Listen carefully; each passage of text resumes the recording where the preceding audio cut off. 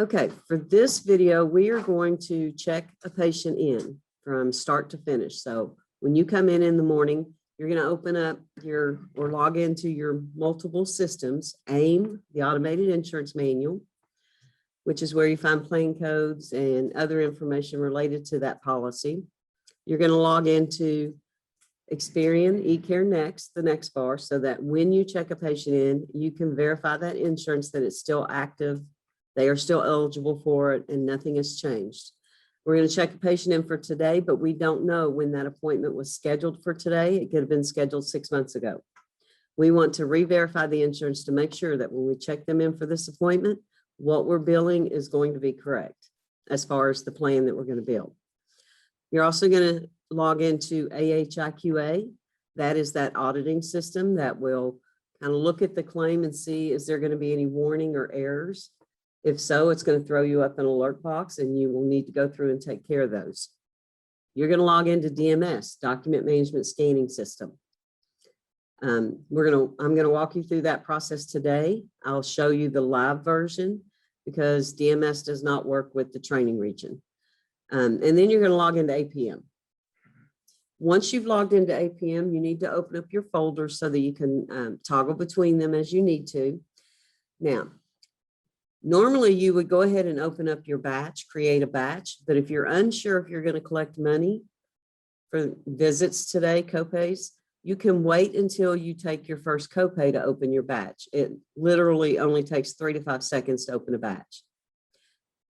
So we're just going to open up our registration and scheduling folder. And then when we get to the point to take a payment, we're going to go open a batch. The reason you don't want to open a batch if you're unsure if you're going to take any money or if you never take any money is because at the end of the day, if you've got a batch open, even if you haven't collected any money, you have to reconcile and close that batch. You cannot leave it out there open. All right, so I'm going to go over here to the left-hand side under functions.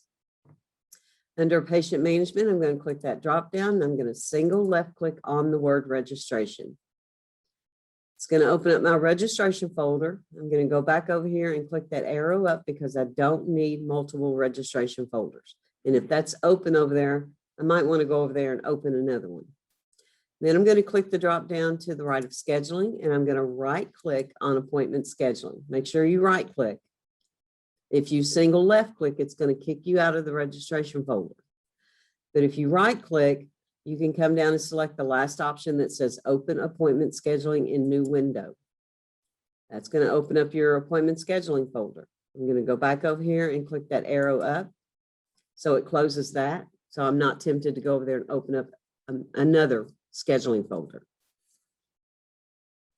Okay, page 54 in the manual, patient check-in process. That's what we're going to walk through in this video.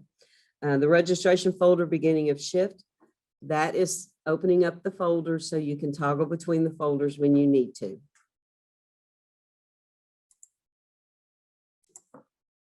Okay, once you have your folders open, you're going to go to the appointment management tab.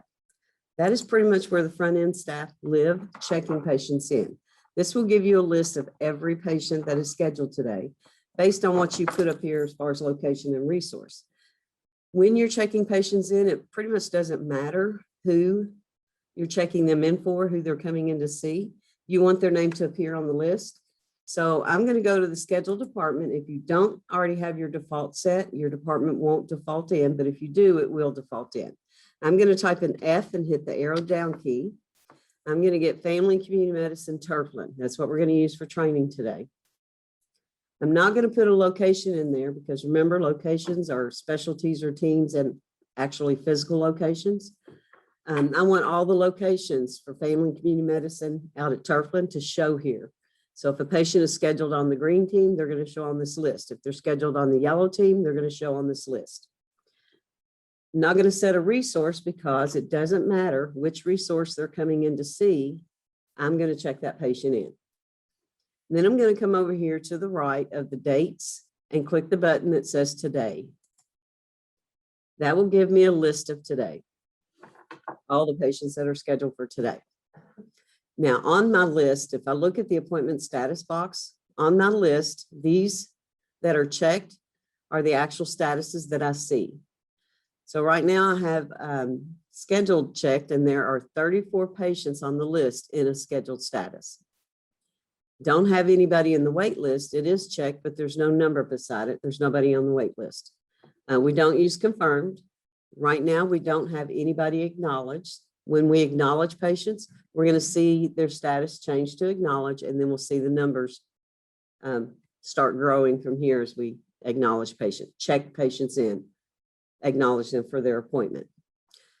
We don't have anybody in a bumped appointment status, which is good. Bumped appointment, as you guys know, the provider's not going to be here. This patient had an appointment, but it's been bumped off of their schedule because the provider is not going to be here. Somebody should have gotten hold of that patient and let them know not to come. If you have any patients that are in a bump status, somebody needs to get a hold of that patient.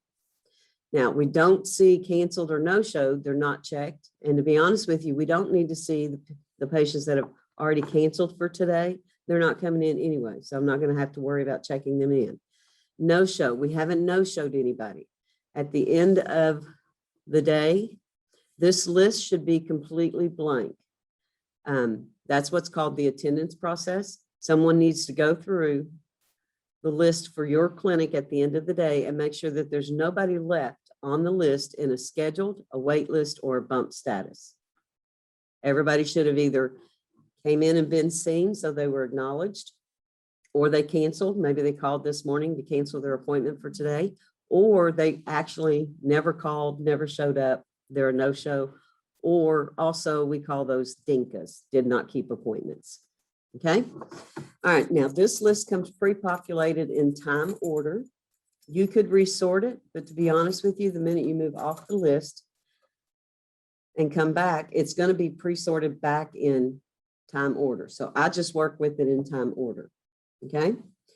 Now, yesterday, you guys created a brand new patient. So the patient that you created yesterday should be on this list. So I want you to find that patient and single click to select them. All right, so this patient has presented at the front desk. They're ready to check in. I'm going to find their name on the list. I've got them selected. I'm going to look at that appointment status, appointment type. If you look at the appointment type column, so to the right of their name, you see the appointment type. Mine says NP20, which is a new patient, 20-minute duration.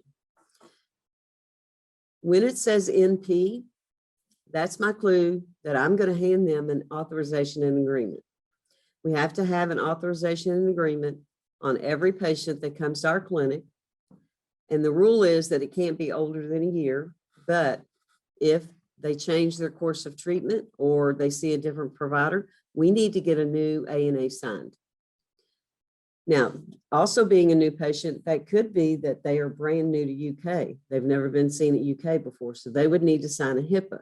But before I give them that Hipaa privacy notice to sign, I'm going to wait till I get to the registration folder. If I get a pop-up that says their Hipaa has expired, then I know I need to hand them that to sign also. And I'm getting ready to go there in just a second. The other thing is when the patient comes in, every time you need to ask them for their photo ID and their insurance card. Because in DMS, your responsibility as a front-end staff checking a patient in is to make sure we have an ANA on file for them, scanned into DMS. If not, you need to have one scanned in, have them sign and scan it in. Make sure we have a Hipaa on file for this patient. And remember the Hipaa, the privacy notice, it only needs to be signed once their lifetime at UK. Doesn't matter where they signed it, which department, or what date they signed it. But you need to confirm that we do have a signed one in DMS.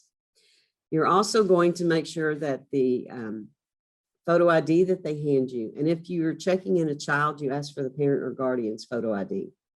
But you want to make sure that that photo ID is current, up to date, nothing's changed on it.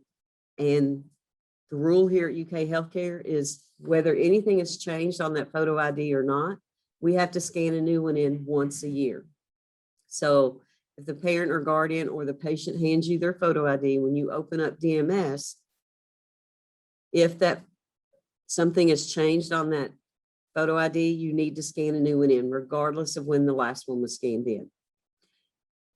If nothing has changed, then you need to look at the scan date, the date that image was scanned in. If it's more than a year old, you're going to scan a new one in. Same with the insurance card. It's our responsibility to make sure we have the most current up-to-date insurance card.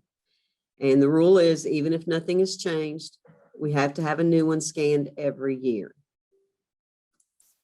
Okay, so at this point, I've asked them for their photo ID and their insurance card. And then I've handed them the ANA because it says new patient. From here, to get DMS to work properly in APM, I'm going to go straight to my registration folder. So click on your registration folder. Now notice your patient did not follow you over.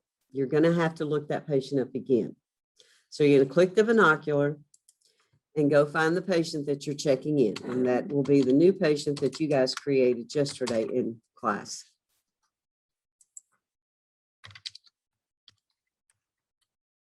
Once you get them in the results area, you single click to select them and you click OK. Now, if they're brand new to UK, this is where a pop-up would come up and say, warning, Hipaa expired however many days ago. I did not get a Hipaa pop-up on my patient, so I know that they're not brand new to UK. They're just brand new to my area or the provider that they're seeing in my area.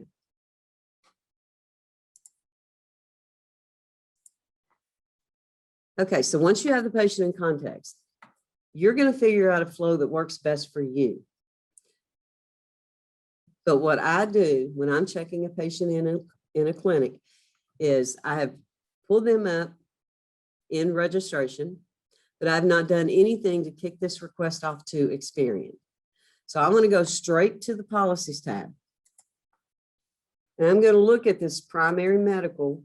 It's Blue Access BPO. I'm going to look at the card that I just asked the patient to hand me their photo ID and insurance card. I'm going to look at that card. Does the insurance plan match the name on the card?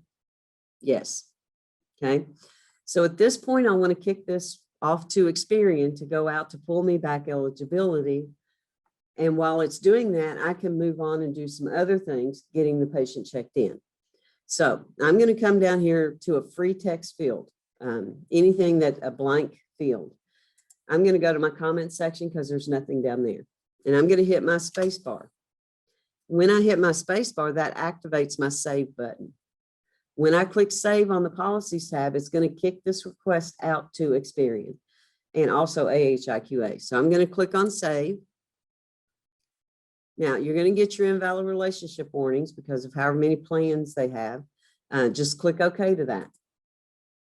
Now, while it's going out to Experian to pull me back eligibility from this payer, I'm going to move on and start verifying everything. So I'm going to go back to my summary tab. Now, to get DMS to work properly at APM, you have to be directly in the registration folder, which we are. We looked our patient up. We're on the summary tab. Those three things have to be in place: registration folder, summary tab, patient in context. And then you would do Alt F10 to pull your patient up in DMS because you've already logged into DMS.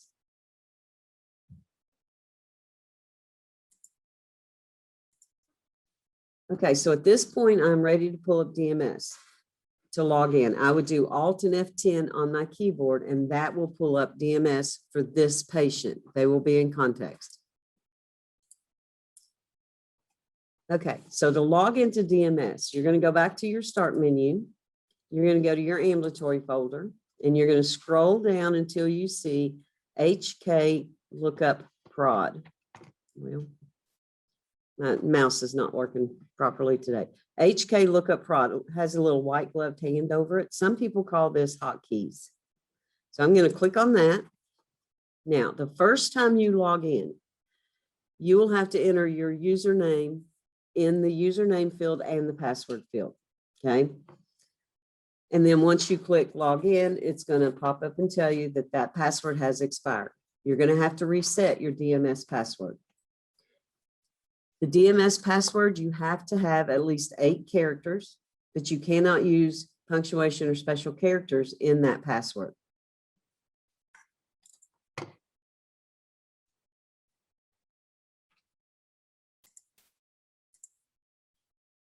So the password has to be at least 8 characters long, uppercase, lowercase, and a number, but you cannot put a symbol or special character. So you cannot use your link blue password in this system because the link blue password requires a special character or punctuation. All right, every time you go to log into DMS, you are going to get this box right here. Please read this. Make sure you know everything that's on this box, especially that last sentence. Violations will result in disciplinary action and or termination. Hipaa applies here. Don't look yourself up, your spouse, your child, your neighbor, your friend, unless you have reason to for direct patient care with that patient. So this box will pop up, you click OK. Here's your login page. First time you log in, you will put your link blue username in the ID field and the password field. And then when you click log in, it's going to pop up another box that says new password, confirm password. And that's where you're going to change your password. Now, unless mine has expired, I should be able to get in.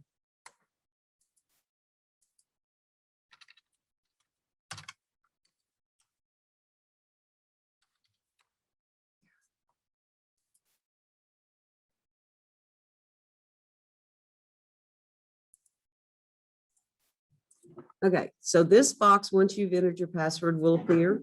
And in a few minutes or a few seconds, it's going to disappear. And you're going to wonder, where is DMS? You may have to go down to your bottom toolbar. And if all your icons aren't showing on the bottom right-hand side, you click that little arrow up. And this icon right here, that looks like a little white gloved hand resting on a mouse, that is your DMS or your hotkey. You are logged in, ready and waiting to use it for a patient. All right, so I have a patient in context. I'm going to do Alt and F10 on my keyboard. I've logged into DMS. It's going to automatically bring up DMS for this patient. Okay, so the first thing I see is an image of the photo ID. Okay. Sorry, guys.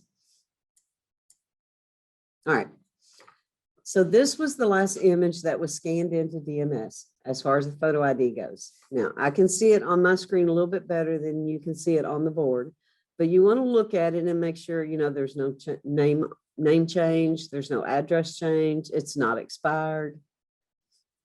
If nothing has changed on the photo ID card that you have in your hand that you're matching to the screen, you're going to look down here at this bottom right-hand side. This tells you the date that was scanned in.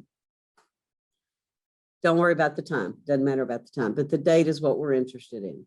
This photo ID was scanned in January 24th, 2019. This is 2 years old. Somebody should have scanned another photo ID in by now. So if nothing has changed on the card, you look at this date. If this date is less than a year old, you don't need to scan one in. If nothing's changed on the card and the date is more than a year old, you need to scan a new one in. If something has changed on the card, it doesn't matter what this date is. You're going to scan a new one in. Okay. So regardless, looking at the image and the date, you know how to proceed with this.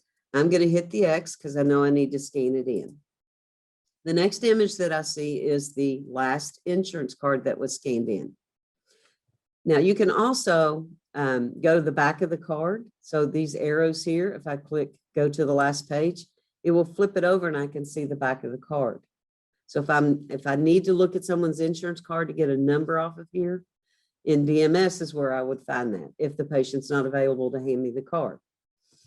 You can also zoom in so that you can see those numbers a little better if you need to.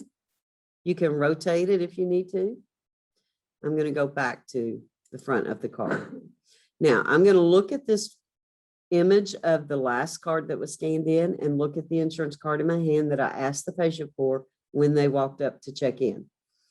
If nothing has changed on that card, I'm going to look at that date. If that date that it was scanned in is more than a year old, I'm going to scan a new one in. If nothing has changed on the card, I'm not going to worry about looking at that date. Well, yes, I am. sorry. If nothing has changed on the card, I still look at the date. If it's less than a year old, then I don't need to worry about scanning it in. If nothing has changed on the card and the date is more than a year old, I need to scan a new one in. So regardless, looking at the image and the scan date, I know what I need to do with this insurance card. I'm going to hit the X to close that. And then you're back to your patient accounts box in DMS. And this is where you will go and look for Hipaa and A&A. Now, there's a lot of stuff in here. Now, you guys, when you get your access, you're only going to have all the insurance and the ID tab. You might have a couple others, but we don't cover those in class. If your department uses one of these others, your manager will walk you through that process. But what you want to do is click on, we've already looked at the insurance card and the ID. We want to click on the All tab. And then where it says doc type, because there's a lot of documents in here, I'm going to click on doc type to put it in A to Z order. Okay. Now, my patient was brand new or said new patient. I had her sign an A&A. I'm not going to look at these that are already on file for this patient. I'm just going to go ahead and scan it in. And we'll talk about scanning the different things in just a minute. But let's say it was an established patient. I did not have them sign an A&A, but I need to look and make sure that we have an A&A from my department within the last year. If not, then I need to have her sign one. Now, unfortunately, none of these columns will tell you the department that these things were scanned in from. So what you want to do is, I'm looking at the section for authorization and agreement. I'm going to go look at the scan date and look down through the scan date. Do I have any that are less than a year old? And those are the ones I'm going to look at to see if I can tell, is it for my department? If it is, I don't have to have them sign a new one. If I can't tell if it's for my department, I'm going to have her sign a new one. So there's only one that's less than a year old, and it happens to be this one. I'm going to double click on that. It will open that image up. And I can look at that and hopefully see if it's for my department or not. Most labels that departments use will have their department name on there. This one does not. And I tell users, if your department doesn't populate on your label, I would handwrite the abbreviation of my department or something right in here, so that when I'm looking at this image, it's going to be really easy to tell if it's for my department or not. Okay. You could also scroll down and look and see if you recognize the signature. Well, you got a page forward now because they scanned all of these in. We usually only scan the one.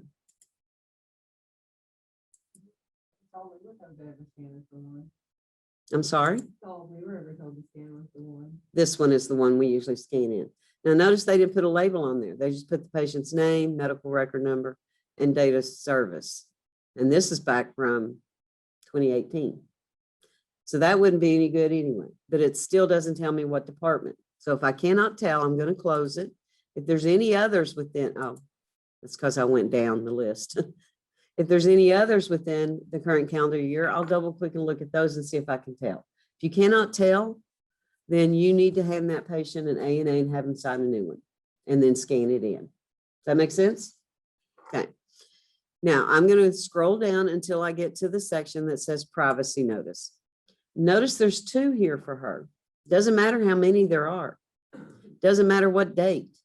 I'm just going to double click on one of those real quick and make sure it says receipt of notice of privacy practice. That's one version of it. And here's another one. Notice they look a little different. So long as we have one of those, we are good to go. I'm going to hit the X to close that. I do not need to have her sign a privacy notice. Okay. All right. Now, if you're getting ready to scan, I'm already on the All tab. So if I needed to scan an authorization and agreement in, I would come down here to the bottom where it says doc type. Anytime you're on the All tab and you're going to scan something in, you have to come down to the doc type and pick the document off of the list that you're getting ready to scan in. Otherwise, it's going to scan it into unassigned every time, and you're not going to be able to find your documents when you need to go verify that they are there. So I'm going to go down to authorization and agreement because I'm getting ready to scan one of those in. My doc type says it. I'm ready to scan. At this point, I would put the document in the scanner, and you put it face down, upside down in the scanner. Do that before you hit scan, the button that says scan on the computer or on this patient accounts window. When you hit scan, it's going to pop up and say, please wait, scanning 1 of 2. It's going to scan both sides. If it's a 2-sided document, you don't need to worry about it. It's going to scan both sides. Once it's finished scanning, it's going to pop that image up.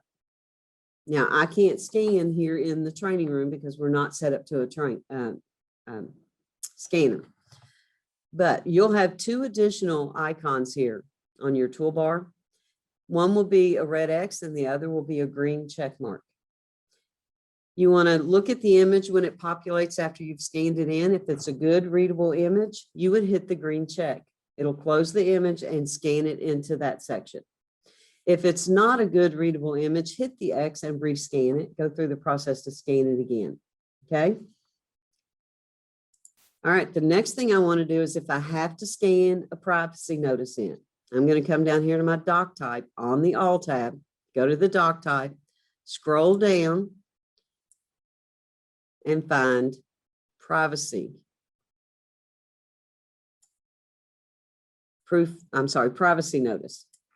Okay, so make sure that doc type says what you're actually getting ready to scan in. You'll put that privacy notice in the scanner, face down, upside down. You hit scan on the computer right here.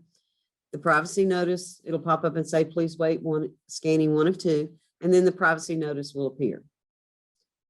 You can go ahead and hit the green check mark and it will scan that in. Okay. Now, obviously, if you've looked for those documents and you don't need to scan one in, then you skip that part. Okay. Now, I'm going to go back to my insurance card. If I need to scan a new insurance card in, I have to be on the insurance card tab. Put the insurance card face down, upside down in the scanner, hit scan on the computer. It pops up and says, please wait, scanning 1 of 2. The image then populates. You can look at the image. You can go to the back page and you're going to see that the back of the card is there because it's going to scan it front and back when you hit scan on the computer. Okay. Make sure it's a good readable image. You hit the green check mark if it is, the red check mark if it's not, and rescan it. When you hit the green check mark, it'll actually scan it into DMS. Next thing is the ID card. Now, if you don't have to scan an insurance card in, you skip that step. Next is the ID card. If I need to scan one in, I need to do this. If I don't need to scan a new one in, I skip that. But you need to make sure if you're going to scan an ID in, you're on the ID tab. You put the ID face down, upside down in the scanner. You hit scan on the computer. The image pops up. You hit the green check mark, and the image is scanned into this patient's account. I'm finished with DMS for this patient, so I would hit the X to close that. And I've not logged out of DMS. It's ready and waiting for me to pull up the next patient. So real quick, I'm going to walk you through another patient just to show you. So I'm in the registration folder. I'm on the summary tab. I'm going to click my binocular and I'm going to go find the patient that I want to verify DMS or scan into DMS.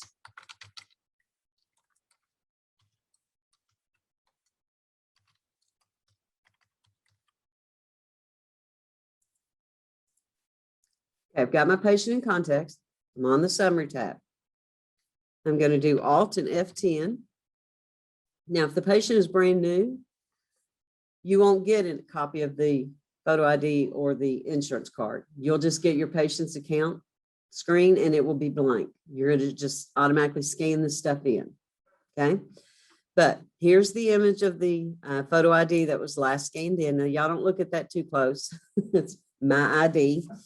And it is one of the new IDs. If you haven't had your ID, I haven't. Yeah. Expensive. I think I paid $48, but it lasts for 8 years now. All right. No. Okay, so here's the ID card that was last scanned in for this patient. This patient is a child. So you see the parent or guardian's photo ID. and that you've already asked them for that. So you're matching it. Okay. So I'm going to come down here and look at this date. 12/7/2020 was when that was last scanned in. Nothing has changed on the card. It's less than a year old. I do not need to scan a new one in. I'm going to close that image and I'm finished with that ID card.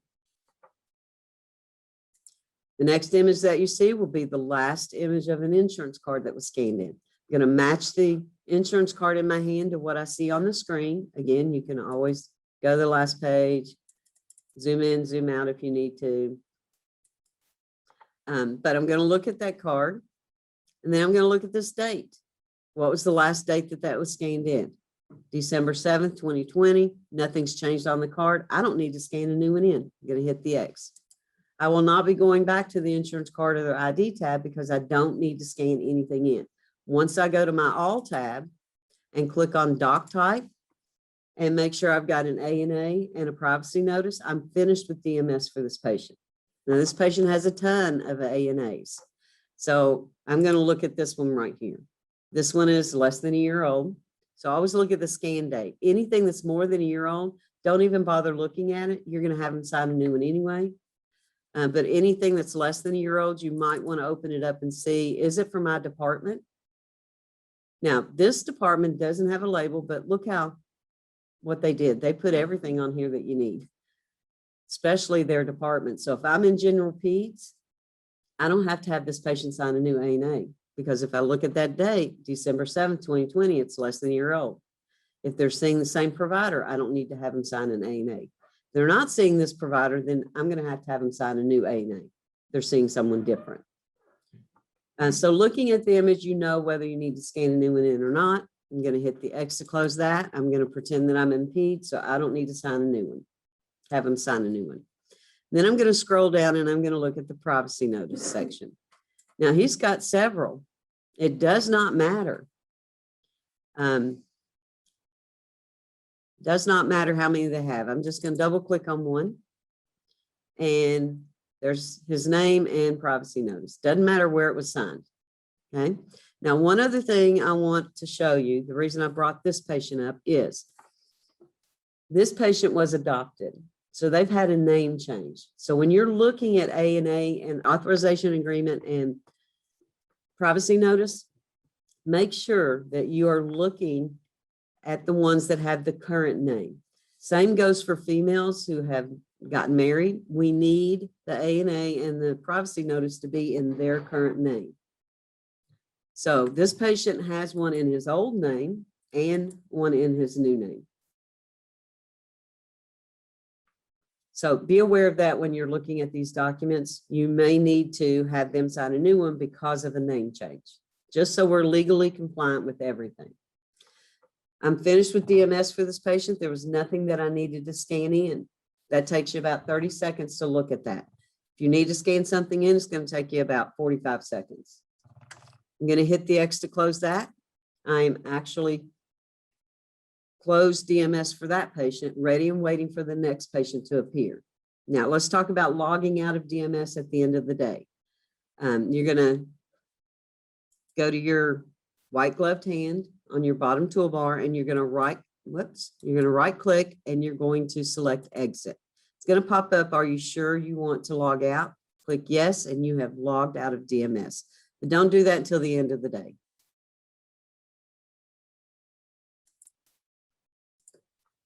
Okay, so you've taken care of going to the policy tab, clicking save on the policy tab to kick it out to Experian. We went back to the summary tab. We took care of our DMS part.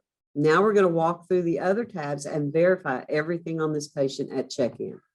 So I'm going to click on my patient tab, and I'm going to come down here in the Social Security number field. And I'm going to verify their social by asking them the question where they have to give me the answer. What is your social, or please verify your social. If there's a default number there, we need to try to get the patient's Social Security number in the place of that default number, so it does not affect the billing process. Going to tab to the name, make sure the name is correct.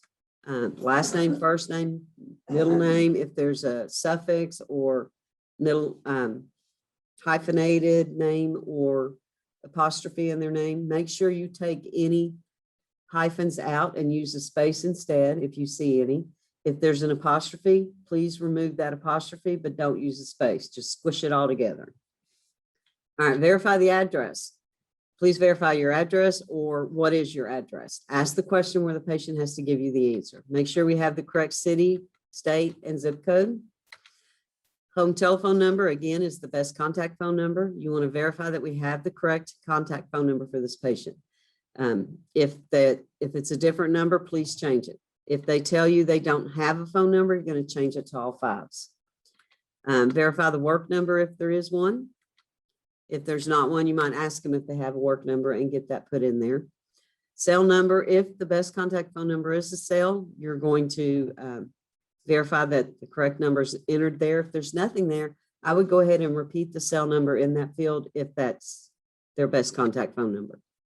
Verify that we have the correct sex or gender. Birthday, I looked this patient up by their name and birthday, so that should be correct. Employer, if there is an employer, who is your employer? If they give you the name that's listed there, you're good to go. You don't need to do anything. If they give you a different name, click the binocular, go find that new employer.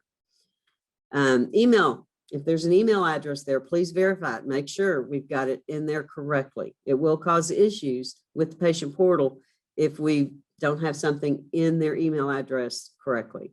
If it says none, that means that when they were asked, they didn't have an email address for the patient portal. You might want to ask them, do you have an email address for the patient portal? If they tell you, no, I don't, leave the word none. If they say yes, enter that email address. If it says declined, it means that they do not want to be part of the patient portal. All right. When you hit your tab key, it brings you to a referring doctor. If you ever see a referring doctor in the registration folder in this tab or this field, please delete it out. If a referring doctor is in this field in the registration folder, it will attach that referring doctor to every visit the patient has at UK. And that may not be correct. All right, PCP, regardless of what it says there, who's your PCP, or please verify your PCP. If they say the name that's listed there, you don't need to worry about it. If it says none there, please ask the patient. They could have gotten a PCP from the last time. If they give you a different name, click the binocular and go find that PCP. If it says provider not found or provider unknown, then you need to ask the patient who the PCP is, click the binocular, go find that patient. Hopefully it's been added to the table, and maybe the person that sent the email to the PM database team who couldn't find that PCP in the table hasn't had a chance to come back into this patient's account and change that PCP. There's your opportunity to do it now. All right, when you hit your tab key, please verify marital, employment, and student status. If there's nothing there, please ask these questions and get these fields validated. Even though they're not shaded yellow, which means they're not system required, UK Healthcare has some requirements on fields they want you to complete, and those are some of those fields. Okay, Hipaa statement expiration. We already verified in DMS that we have a Hipaa on file for this patient. This date should be that future date of 01/01/2024. If you see anything else there, change it to 01/01/2024. If the patient is brand new to UK Healthcare and you had them sign that privacy notice, whatever date they called in and got this appointment scheduled for today is going to be in that field. You want to change that date to this future date of 01/01/2024. Verify that we have the correct relation to guarantor. Okay. Now, I didn't make any changes. My save button is not available. I don't want to hit save at this point. Remember, when you're going through the registration folder, you go through each of your tabs, verify, make changes, whatever you need to on each of those tabs, and move to the next one. When you get to the end, then you're going to save one time. Okay. All right, we're going to go to the account tab, and under your contact list, under type, click on the one that says SUV. That's subscriber. And if you look at that name, it should be your patient's name. Your patient is always going to be your subscriber unless they're less than 30 days old. And then there's a rule for that in your manual. But my patient is over 18. They are their own subscriber. Every patient is. I'm going to look and make sure that I have that patient's social security number in this field. And then I'm going to click on the emergency contact. I'm checking the patient in, so I'm going to verify the name, the address, phone numbers, relationship. All right, and then I'm going to go to my policies tab. At this point, my patient should be populated here in the gray section of the next bar, and I will have my buttons, and I will click on the one that says CV. Now, because we are in the APM training database, it does not talk to the live system of Experian for the next bar. So I'm going to have to go and find a patient that has this insurance and show you the fields that you are verifying at check-in. It's the same fields you verify when you enter that insurance plan, or you've scheduled an appointment, the plan is already there, and you're verifying the information with what Experian came back with. I'm going to click on work queue so I can pull a patient up.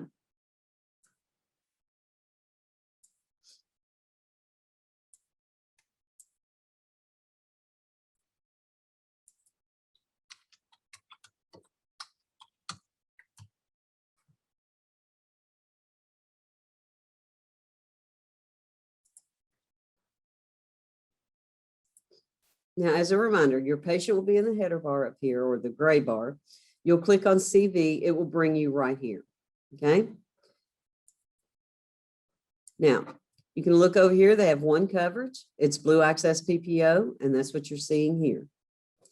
You're going to click on My Response because you've already customized this plan to see what you want to see. You're going to look at your copay information. It says that they have active coverage, but they have co-insurance and not a copay. Okay. And then you're going to come down here to the plan section and look at the plan date and match that date to the effective date in APM. Now, if APM was the live system and I had this patient pulled up in APM, I would be changing the information that's in Experian that doesn't match in APM. So if this were the live system, I would change this effective date to match this plan date of 1/1/2020. Not going to do that because this is a fake patient in APM. Then I'm going to come up here and look at this member ID code. I could copy that and paste it into the cert number field if I wanted to, or I could just match to make sure what's in Experian is what we have in APM. Then I'm going to look at this name under the patient section in Experian. I'm going to look at the name. They've got a first name, middle initial, and a last name. So I want to look over here at my subscriber and make sure the first name matches exactly. That if there's a middle initial, I've got a middle initial over here and that it matches, or if there's a middle name that it matches. And then I'm going to look at that last name and make sure that last name matches. If there's a difference in the name, you have to go back to your account tab, click on your subscriber and change it here. Now, if the patient has two insurances, a primary and a secondary, and the primary has their name listed one way and the secondary has it listed another way, you're going to need two subscribers, one for each way the name is listed per each plan. And then when you're over here on the policies tab, whichever plan you're on, you have to make sure the subscriber that's listed here matches that. If you have any questions about that, you call your insurance helpline. All right, then you're going to look and see, is there a group name in Experian? If there is, make sure you have that same group name in APM. You're then going to look at the group ID in Experian and match it to the group number field in APM. Once you've done that, you're finished with this patient in Experian. So you hit the X and you close that. Then you move on to the additional info tab. Now, let's say that we had our patient sign an ANA. Existing patients that you come across will have an ANA consent date in this field, and it might be 2 years ago. If there's already a date here, I would just click on that date and type in today's date instead of going through this calendar, because if there's a date there and you pick that calendar, it's going to take you to that exact date, which is 2 or 3 years ago. Does that make sense? But there's not a date there. I had them sign an A&A today. I'm going to click the calendar and double click on today's date. So make sure you got today's date in there. We had them sign a privacy notice. I'm sorry, an A&A. We talked about date of death. If your patient has passed away, you will contact the ambulatory scheduling office and they will take care of that patient's account. All right, you're going to verify their race. If they're biracial, they'll have more than one race listed. Verify all the races. Verify their ethnicity, their primary language, whether they need an interpreter. If they have a preferred name, make sure we have that preferred name there. The alias 1, 2, 3, and 4, I would not worry about verifying those past names. Religion, if your department gets religion, make sure you've got that field populated with the correct information. Mother's maiden name on all patients. Father's maiden name on all patients. Mother's maiden name on, let me back up and say, maiden name on all female patients. Mother's maiden name on all patients. And it is the last name of the mother's maiden name. Father's first name on all patients, just the first name. Now, mother's maiden name or father's first name, if they tell you, I don't know, or I have no idea, you can type the words unknown in each of those fields. Verify that we have the correct contact preference for this patient. If it says unknown gender here, it means that on the patient tab, we defaulted the gender to female. If we verified that female is their birth gender, we can delete the unknown gender here. Special status if there's prisoner or custody issue going on. Now I'm going to hit save. So it saves all the changes I just did on my patient in this registration folder. And then I'm going to click OK.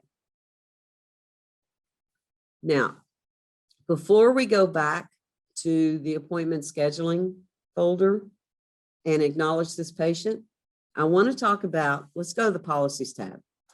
If your patient has Medicare, there are 2 more things that you need to do before you leave this registration folder.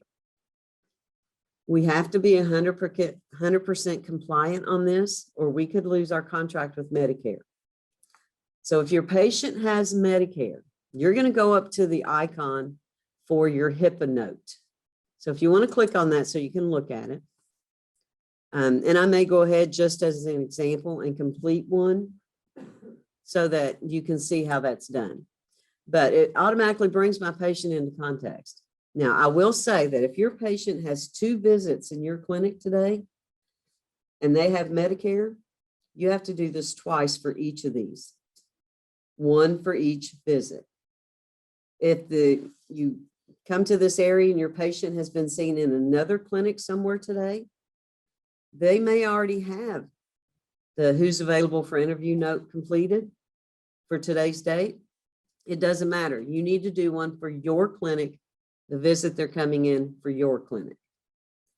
They're being seen in 5 different departments today. You're going to see 5 of those there. Well, 4 and then 5 when you complete yours. Okay. All right. So to complete a who's available for interview, you're going to click your magic wand. You'll come down here to your note type and you're going to select the MSPQ available for interview. When you do that, it gives you the options. Who is going to answer the Mspq questionnaire? I'm going to say my patient. So I'm going to double click to get my cursor down there to the right of the patient. I'm going to type an X and then I'm going to hit save. If they're having 2 visits in my clinic today, I would click my magic wand and do this again for that second visit. If they're only having 1 visit or once I've completed all the who's available for interview notes that I need to do, I'm going to hit the X to close that. And then you need to move on to this icon that says MSP. It's the red box that says MSP. You hover Mspq Questionnaire. I'm going to click on that.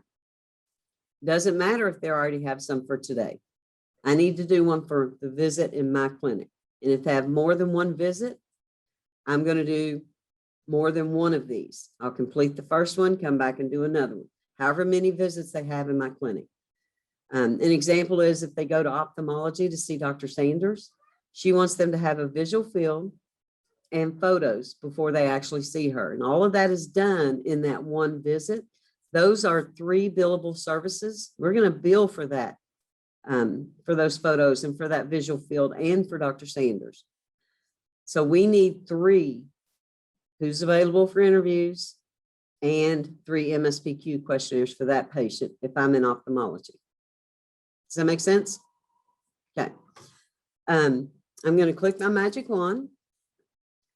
Now, the best way to work this, now it says Blue Access PPO. I don't know if I'll get an error at the end of this because they don't have Medicare listed, but I want to just walk you through how to fill this out. The best way to do that is once you click your magic wand, it takes you to part 1, and I'm going to answer question number 1.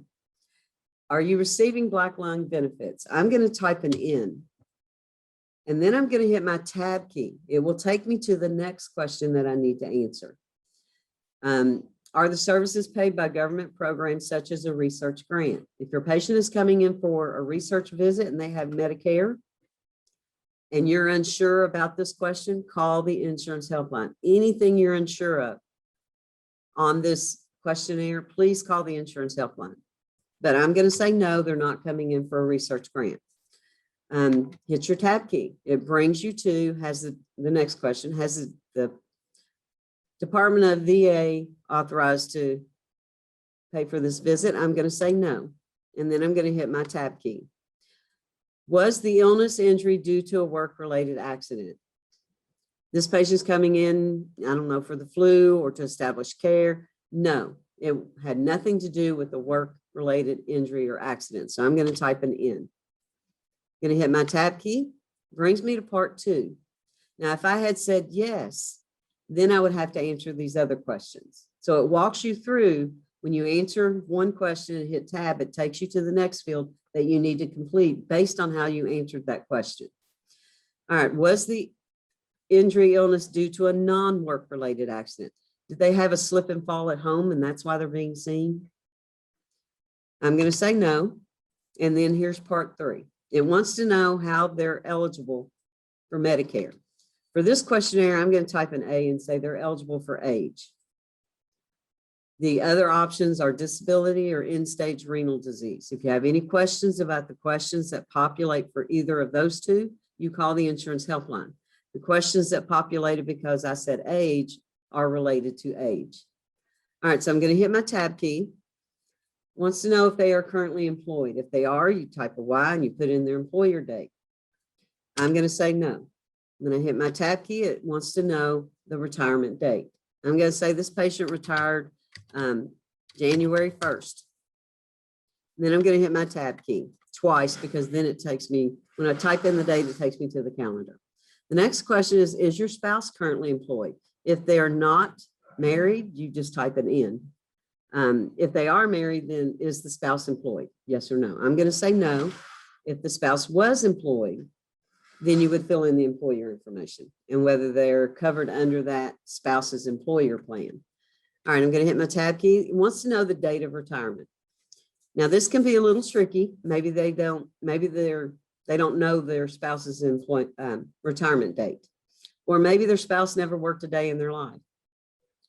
I'm going to go ahead and put in the same date that I put in for the retirement date of the employee or the patient that's being seen. Sorry. And then when I hit my tab key, it brings me down to my save button. I'm finished answering the questions required on this questionnaire related to age. So I'm going to hit my save button. Now, if I needed to do another one because they have 2 visits, I click my magic wand, complete that one. Once I'm finished with all of them, I will click OK, and I have done what I need to stay 100% compliant with Medicare patients. Okay. All right. Now I'm ready to go back to my appointment scheduling folder. So click on that. I've done everything I need to in that patient's registration folder before I acknowledge the patient. It's extremely important that you do that. Whatever is in that registration folder, when you acknowledge this appointment, will start flowing downstream to other systems. If you come back after you've acknowledged the patient and you change something, it will not flow downstream, whatever you change. It's going to keep that old information that was there prior to you making that change. This appointment will only flow downstream once when it's acknowledged. If you go back and change something, it will not make those changes. Now, there is a form that you need to fill out because that could happen. You've acknowledged the patient, but you have to go back in and change something. There is a form that you're going to need to fill out. I don't know if any of the WBTs that you've taken from the insurance group covers this form or not, but I'm going to show you real quick where to go get that form. I'm going to go to my Internet Explorer.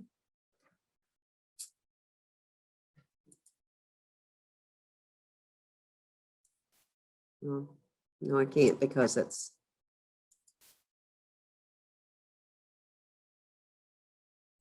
All right, Mike, we're going to back up and take that piece out. All right, so once you acknowledge the patient, you make sure that you've done everything in that folder for that patient, including the who's available for interview and the Mspq questionnaire if the patient has Medicare before you acknowledge this patient. Now, the only thing you don't need to worry about doing before you acknowledge is taking a copay. So if this patient was required to pay a copay, you need to take that copay, but you don't have to worry about acknowledging them or not first. I would recommend that you take the copay before you acknowledge them, because the minute you acknowledge them in APM, it's going to automatically change their pending status on the daily tab in the AEHR to arrived.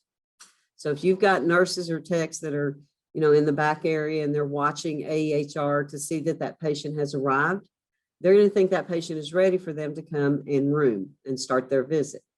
If you're still taking a copay and they walk up there to get that patient, then they're going to have to wait until you're finished. So I recommend taking a copay and then acknowledging the patient. It is your responsibility, front-end staff, if that patient is required to pay a copay from their insurance company, that you take that copay. Okay? Now, check with your clinic policy. Some clinics will take the copay at the end of the visit. If that's the case for your department, that's fine. You don't need to take it at check-in if your department takes it at the end of the visit.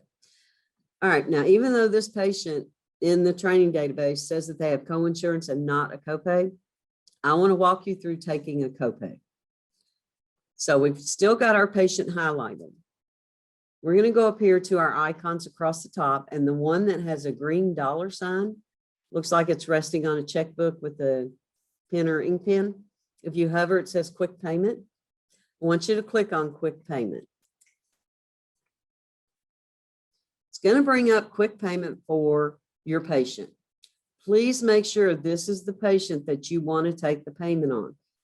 We do not want to take a payment on a wrong patient. If it's the wrong patient, you hit the X or cancel and go make sure you've got the right one selected.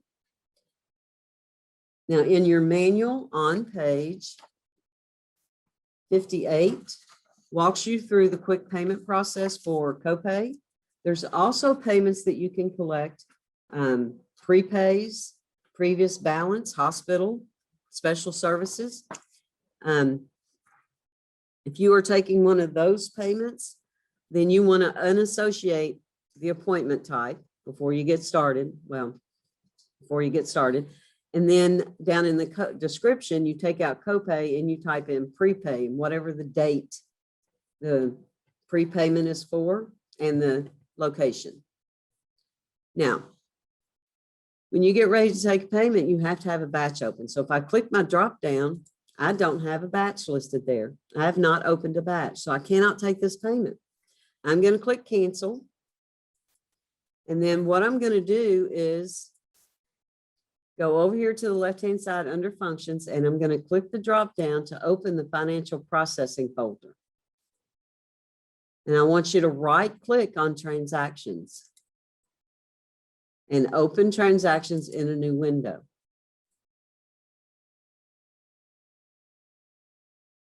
Now, we don't have any batches listed.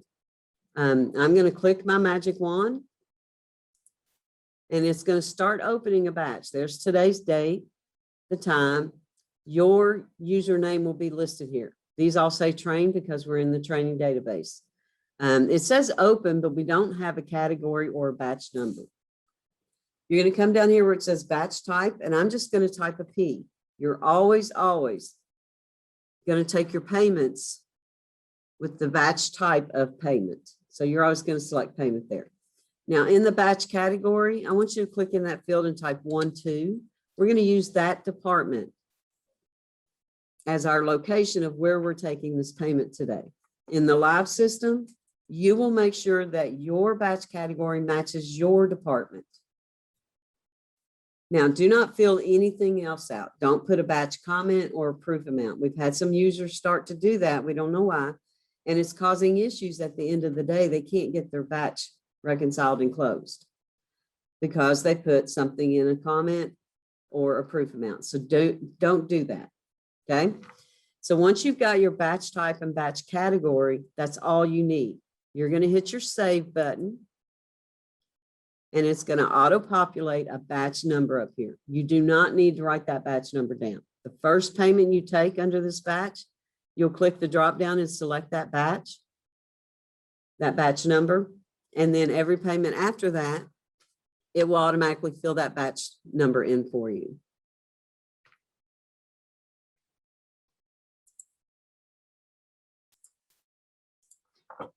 Okay, so I've got my batch open. I have my batch number. I'm ready now to go back and take that payment on that patient. So I'm going to go click back on my appointment scheduling folder. We're on the appointment management tab. My patient is still in context. I'm going to go up here and hit my quick payment icon. And this time when I click the drop down, I'm going to see that batch number. I'm going to click that. Every payment after this payment, that batch number will auto-populate. Going to hit my tab key twice. That's going to fill in today's transaction date. I'm taking the payment today.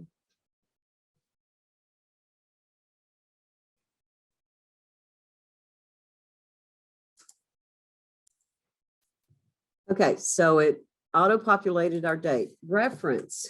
There are 3 references that you're going to put in this field. This reference pertains to what type of money are they putting in your hand that they're paying you for that visit. Page 59. If you're collecting cash, you will type just the word cash. So if they're giving you cash, that's what you're going to type. If they give you a check or money order, you type that check or money order number only, nothing else. If they are giving you a credit or debit, you have to use the abbreviation for the credit or debit. Is it a Visa? That would be VI. MasterCard is MC. American Express is AE. Discover is DI. Those are the credit or debit cards that we accept here at UK Healthcare. So I'm going to say my patient's giving me a Visa. And then you're going to take the last 4 digits off of that Visa card. Now, I will say that if you are taking a credit or debit card payment, you want to run that payment through the credit card terminal first before you do this receipt. Because if it declines that payment and you've already put this payment in the system in APM, somebody has to go in and void this payment out. So always run that credit card first and then take the payment in APM. Now, where it says associated appointment, today's appointment for Dr. Fonz that we're checking in for is already highlighted here in green. This patient might have a couple of visits today. So you want to make sure that your appointment is the one that's highlighted. If for some reason if you're taking a prepayment or a previous balance, you want to unassociate these appointments. You do not want that payment going toward this date of service. So to unassociate, if you scroll down and you have one of these lines that doesn't have an appointment in, you can click it and it will unassociate the appointment.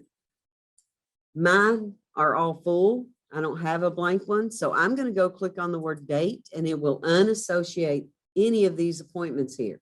And then I have to go in and fill out the information. But for today's training, we're taking a copay for today. So make sure that today's visit for Dr. Fonz is the one that is selected. All right. fills in your department, your location, your provider. The dollar amount here says 0. But let's say the patient has a $20 copay. I'm going to click in that field and type 20. Don't delete what's there. Just click in the field and type the dollar amount that you're actually collecting. And if you do that, you won't have to put the dollar sign or the decimal point back in. Now, I want to say that if this had defaulted to, let's say $25, the patient has a $25 copay, but they tell me all I have is a $20 bill. You will take that $20, make sure you change this amount that it matches exactly what they're paying you. If you leave that $25 in there and you only take $20, at the end of the day, you're going to be $5 short. The system says you should have a $25 payment, but you only have a $20 payment. If that happens, you're going to have to go to the person that does your deposit. They'll have to void this payment out on this patient's account. You will then have to come back into this patient's account and retake the payment with the correct amount. Okay.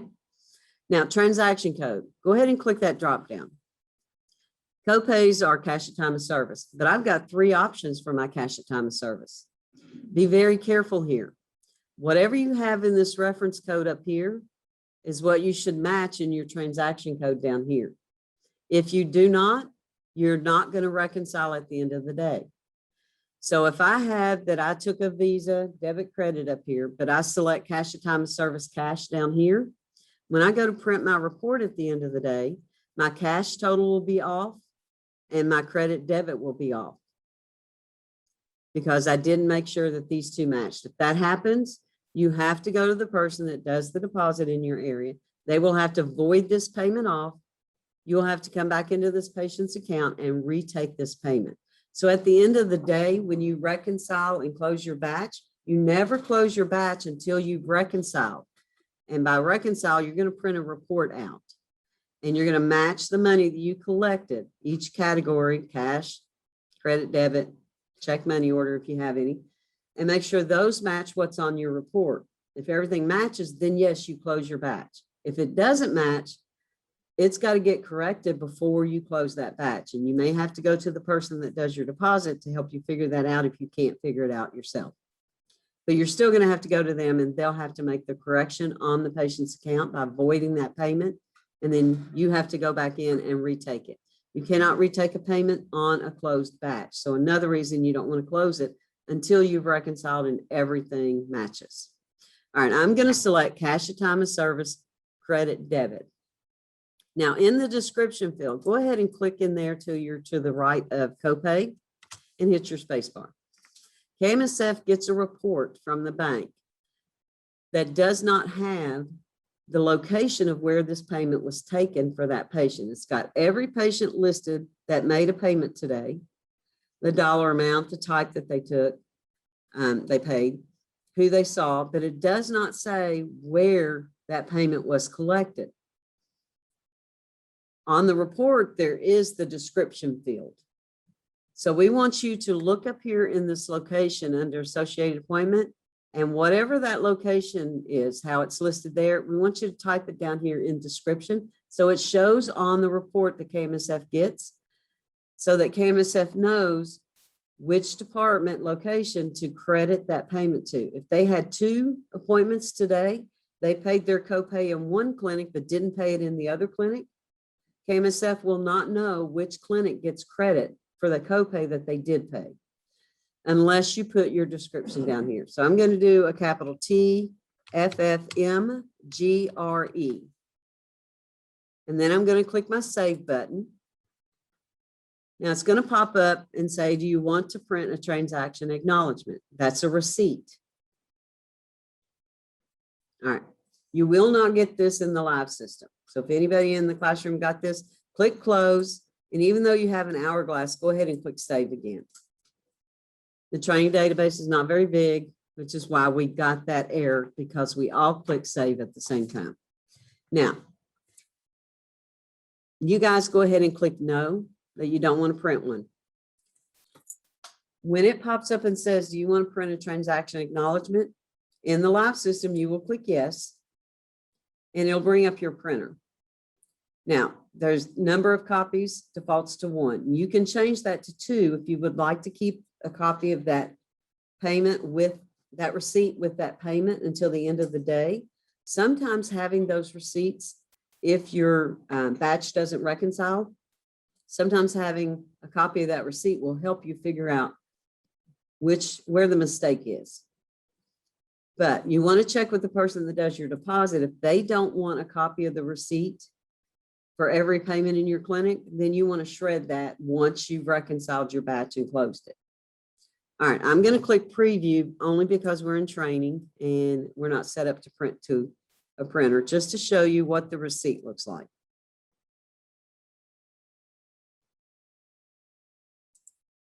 Okay, it looks like this. It is a 1-page receipt, 8.5 by 11. But it's got the information for the guarantor who happens to be the patient. See the account number and patient number. We don't use those numbers here at UK, so just ignore that they're even on there.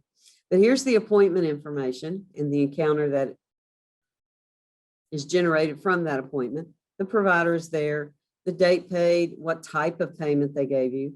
Your Linkly username will be there. See this description? That is part of the description field that KMSF gets on the report. That's why you want to put your department location on there. So this payment gets credited to that location. Here's the dollar amount, and then it says, thank you for your payment. All right, I'm going to hit the X to close that. Now, once you print it, it's going to pop up and say, did it print okay? I highly recommend don't click yes until you go to that printer and pick it up off that printer. Because if it jammed up or something happened and you need to reprint it, if you had said yes and you need to reprint it, you have to go over to your financial inquiry folder, look for that patient under their payment history and check the box to reprint the receipt that way.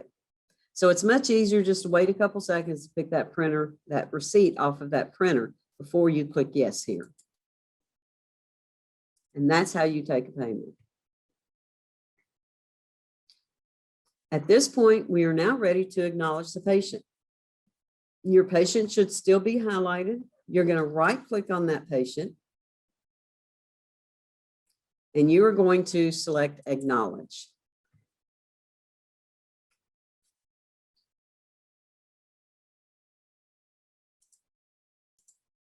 All right, here's your appointment acknowledgement confirmation.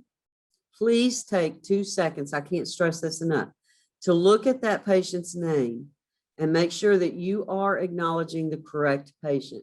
You do not want to acknowledge a patient that is not here yet, because if you acknowledge this visit, whatever information is in their registration folder is going to start flowing downstream. When they actually come in, even if you go back and change something, that new information is not going to flow. So you want to make sure you're acknowledging the correct patient. The acknowledge in time, you can ignore that. If you look at my patient's appointment time, it's not till 11:40, but we're in training, so this patient can come on in early. Now yours might say 8 o'clock or 9 o'clock in the training database. In the live system, if you do not acknowledge your patient within 15 minutes of their appointment time, it's going to show that they have been acknowledged late. We are not counting that against the clinic or the patient. So long as it says acknowledged or acknowledged late, that's all that matters. Okay. All right. I'm going to click OK to acknowledge my patient. And I have fully checked my patient in. That is how you check a patient in APM.